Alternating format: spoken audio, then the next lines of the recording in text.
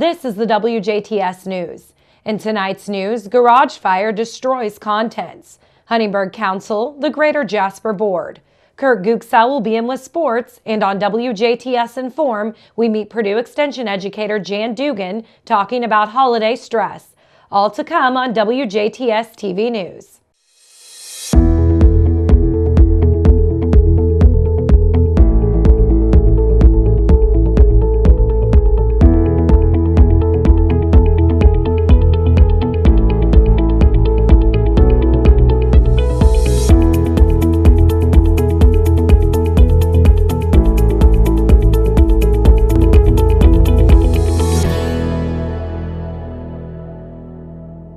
Good evening, I'm Jenna Schaffer with the news.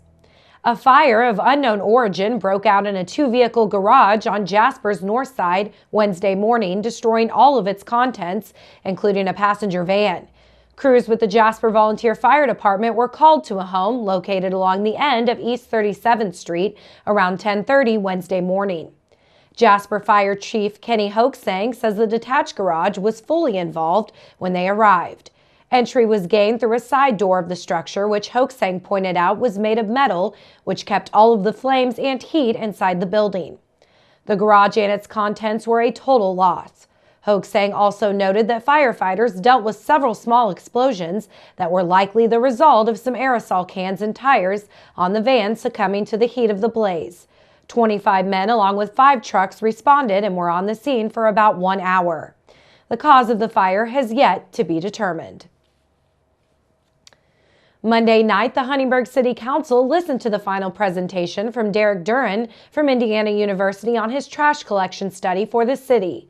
Duran's study broke down the current cost on the city and residents for current trash collection activities, from the strain on city streets from garbage trucks to the cost of stickers and mileage some residents experience.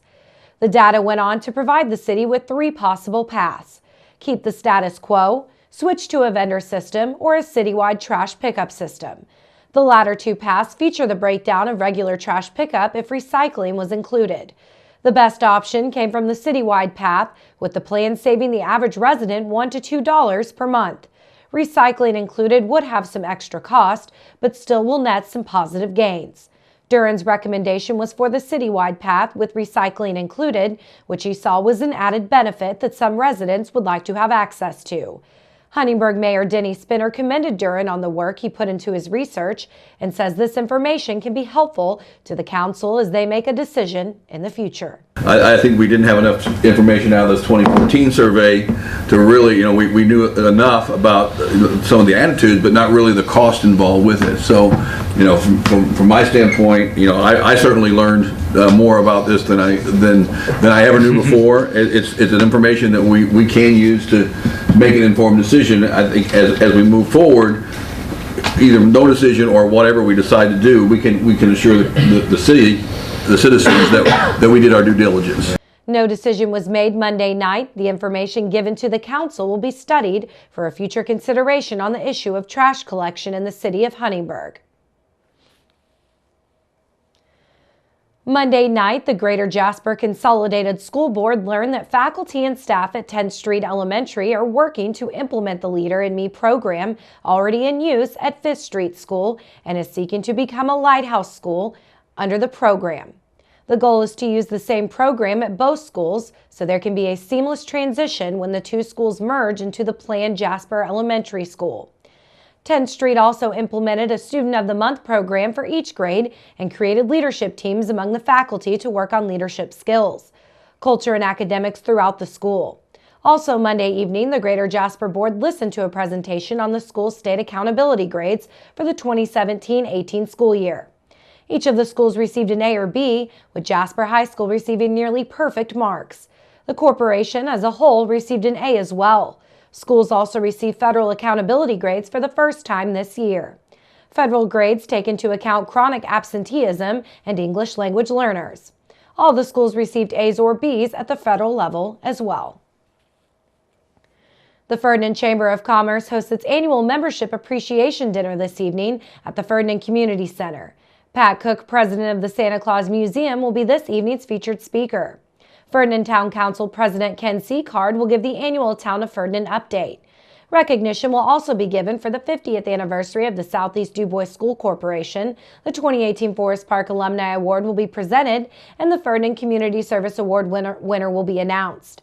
18 WJTS News will record the annual meeting and re-air the program on Tuesday, December 4th at 8 p.m. and again on Sunday, December 9th at approximately 2 or 2:30 p.m. following that day's WJTS high school basketball game broadcast. For local motorists planning to travel Interstate 64 east towards the Louisville area next week and beyond, the Indiana Department of Transportation's contractor for a $2 million cable barrier rail system project that spans sections of Interstate 64 in Crawford, Floyd, and Harrison counties plans to begin installation activities next Monday, December 3rd.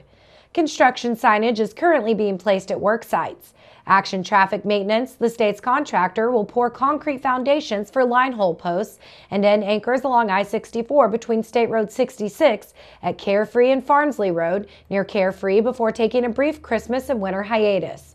Operations will resume after the first of the year. INDOT officials anticipate all 3/4-inch pre-stressed cable rail runs will be in place by the end of May. These high-tension wire rope cable rails prevent almost all cross-median crashes by catching and capturing vehicles crossing median areas of a divided highway. Motorists should expect inside shoulder closures and occasional left lane restrictions during installation operations. Motorists can learn about highway work zones and other traffic alerts at indot.carsprogram.org by calling 800-261-7623 or 511 from a mobile phone. Current high school seniors planning to pursue a degree in education can now apply for the Next Generation Hoosier Educator Scholarship. Please note that the deadline to apply for the scholarship is this Friday, November 30th. District 63 State Representative Shane Lindauer of Jasper says the scholarship provides $7,500 a year for a maximum of 4 years to 200 students who attend an Indiana college or university. Lindauer notes that students are more successful when their classrooms are led by passionate and dedicated educators. He says the scholarship can help future teachers get through college and into Hoosier schools, which will help shape the next generation of students. Lindauer says the scholarship was established to encourage more high-achieving students to pursue a career in Indiana classrooms. Applicants must be in the top 20% of their high school graduating class or have earned a score in the top 20th percentile on the SAT or ACT. Recipients must commit to teaching in Indiana for 5 consecutive years upon graduation. Interested students should be nominated by a teacher and submit a nomination form with their application, which is available at scholartrack.in.gov. College students currently studying education may also apply as long as they graduated from an Indiana accredited high school or non-accredited non-public high school. For more information and to apply before the deadline this Friday, November 30th, visit learnmoreindiana.org/nextteacher. Lindauer represents Indiana House District 63, which includes portions of Davies, DuBois, Pike, and Martin counties. A Greene County man has been formally charged with murder in the stabbing death of a Linton man last Wednesday night. 24-year-old Andrew Damron, also of Linton, is accused of stabbing Scott White at a residence on Northwest 5th Street. Authorities say White told a woman Damron was his attacker prior to being pronounced dead at Greene County General Hospital. Police located Damron hiding in the closet of his brother's house. He was initially booked into the Greene County Jail on unrelated charges and wasn't formally charged with murder until Monday. In addition to murder, Damron is facing 2 counts of felony intimidation and 1 count each of felony obstruction of justice and misdemeanor false informing. Washington Mayor Joe Wellman says he will not seek a 3rd term. Wellman told the Washington City Council Monday night that with the help of some very capable department heads and city employees and the support of the City Council and clerk treasurers past and present, wonderful things have been accomplished. He says he intends to continue working hard for the city until the end of his term in December of next year. Wellman added that he retired from a 35-year banking career 10 years ago and will have served Washington as mayor for 8 years by this time next year. He says he is looking forward to spending time with family and on his hobbies and plans to do some traveling.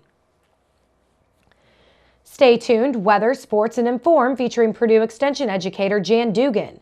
All still to come on 18 WJTS News.